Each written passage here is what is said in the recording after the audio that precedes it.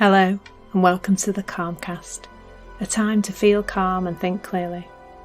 I'm Claire Downham, the Queen of Calm, a transformational life coach. I was a burnt out head teacher who finally made the journey to calm after years of trying, and I want to prevent you from having to do the same. The Calmcast is a series of short explorations, gently guiding you back to your natural state, which is calm and clarity. Just listen like you would listen to music, with an open mind and curiosity. There's nothing else to do. Now let's relax into today's episode. So today I'm going to talk about laughter. It's something I do a lot, is laugh, an awful lot actually. Probably more and more naturally than I've ever done. But on Friday, I went to a laughter yoga session with a lovely lady called Claire Howie. I suggest you look her up on wherever you're watching this or listening to this. She's absolutely fabulous. And I had an absolutely brilliant time.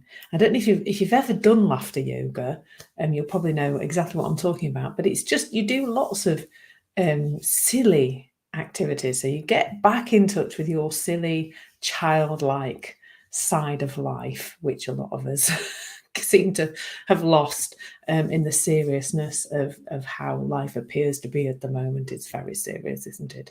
But is it? I mean, we even at one point went through a laughter activity around our menopause symptoms. And, you know, we were laughing about low mood, about weight gain, about random sweating, which I'm very much in the habit of doing these days.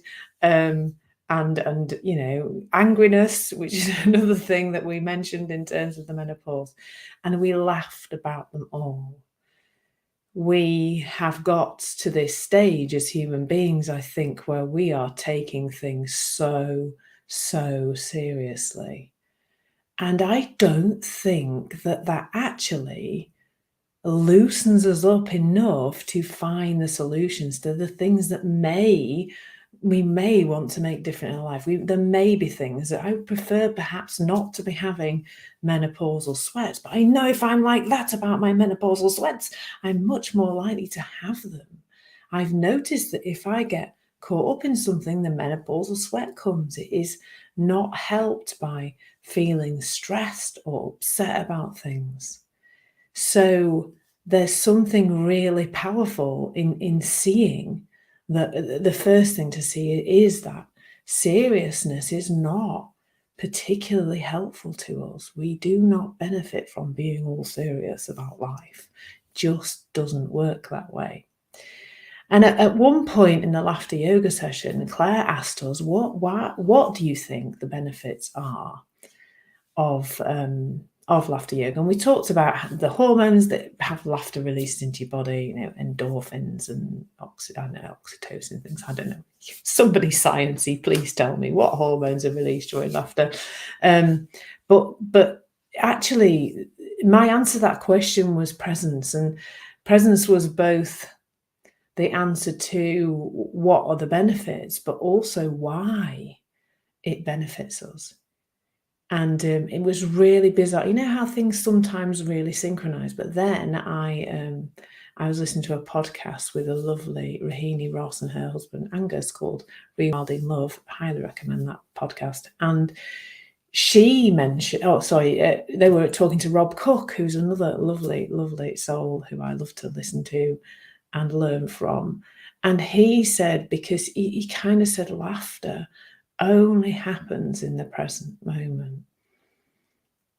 Once we're laughing, whatever it is that we're laughing about is here and now, isn't it? It's us laughing present with the people we're with the humorous thing that we are involved in. Whatever it is, there is this natural falling into the present moment. And that is therefore both the benefit and the reason why it probably helps us in other ways. It's probably why it's a mood enhancer, why we feel better after a good laugh, where you can almost feel the positive hormones, you know, running through your body when you've had a good laugh. And that's probably massively because it brings us naturally into the present moment. And that's where we work best, really. As human beings, the less of the past and the future that is in our head in any moment, the more um, calm we are, the more access we have to innate wisdom, the more clarity we have, the more creativity we have. So, the idea of laughing at something that's not going so well may seem a little bit like, oh, yes, but it's a serious thing. I must be serious about it. But actually, when we are in that present moment and we're laughing, the solution to the thing is much more likely to emerge.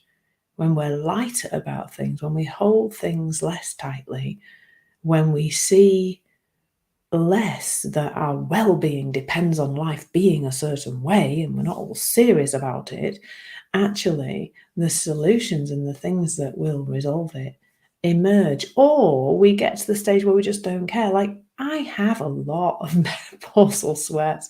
They seem to have eased off in the night, thank goodness. But during the day, they will just come, and I'll be in the middle of, they sometimes happen during these sessions when I'm recording these sessions. They sometimes happen when I'm in the middle of a one-to-one or a networking event and I'm having to kind of take clothes off on screen, on Zoom, stripping off on Zoom.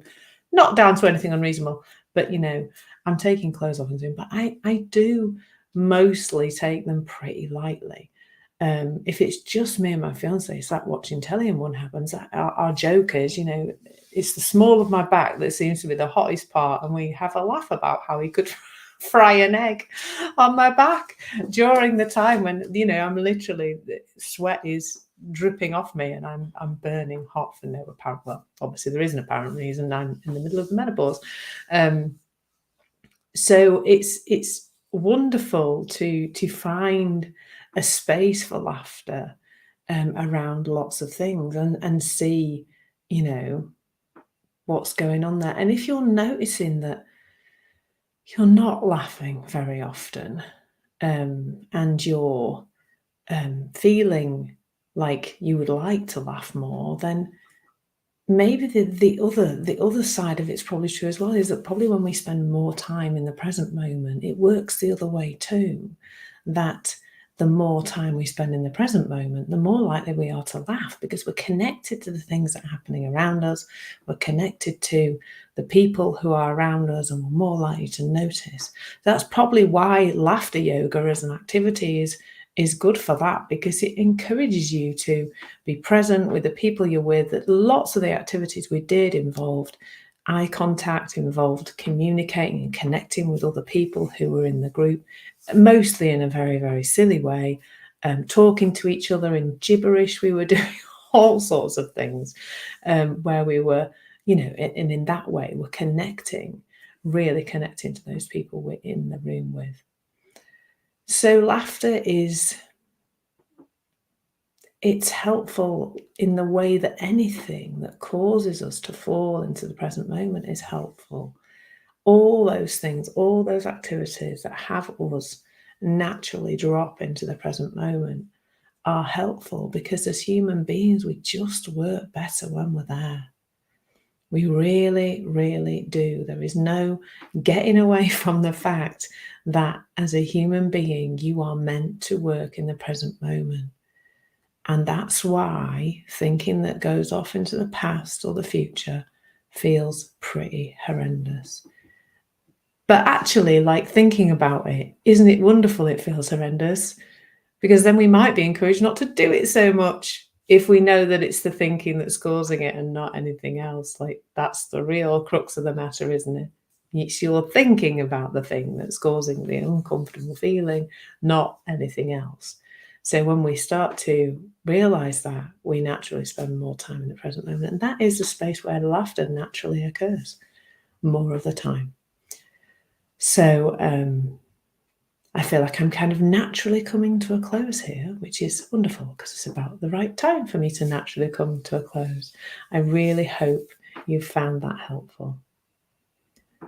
And if you if you're noticing that you're not laughing as much as you might like, then, maybe find someone to talk to, do some things that you find fun and silly, because that could be helpful too.